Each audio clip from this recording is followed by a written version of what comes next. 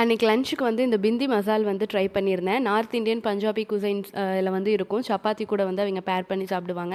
So எப்படி இருக்குன்னு try பண்ணலான்னு பண்ணியிருந்தேன். வெண்டைக்காயை வந்து 2ஆக கட் பண்ணிவிட்டு நடுவில் வந்து ஒரு கீரல் மாதிரி போட்டு அதை எடுத்து வச்சுக்கோங்க. ஒரு பேனில் எண்ணெய் ஊற்றிட்டு அந்த வெண்டைக்காயை போட்டுட்டு கொஞ்சமாக உப்பு போட்டு அந்த எண்ணெயிலேயே ஒரு 7லேருந்து 8 நிமிஷம் வந்து வதக்க விடுங்க. என்ன ஆகும், 8 நிமிஷத்துக்கு அப்புறம் அந்த வலுவலுப்பு தன்மையெல்லாம் போயிட்டு ஒரு மாதிரி ரோஸ்ட் ஆகி வரும். அதை எடுத்து ஒரு ஓரமாக வச்சுட்டு அதே பேனில் மறுபடியும் கொஞ்சமாக எண்ணெய் ஊற்றி கடுகு சீரகம் போட்டு அது ரெண்டும் பொரிஞ்சதுக்கு அப்புறமா ஒரு பெரிய வெங்காயத்தை நல்லா பொடி பொடியாக கட் பண்ணி வச்சுருங்க. அதையும் ஆட் பண்ணிக்கோங்க.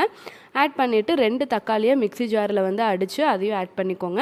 இதுக்கு வந்து ஒரு பேஸ்ட் வந்து இது பண்ணணும். என்ன அப்படின்னா, ஒரு பவுலில் மஞ்சத்தூள், மிளகாத்தூள், கொத்தமல்லி தூள், அதுக்கப்புறம் காஷ்மீரி சில்லி இதெல்லாம் போட்டு கொஞ்சமாக தண்ணி ஊற்றி அந்த இதையும் ஆட் பண்ணிக்கோங்க.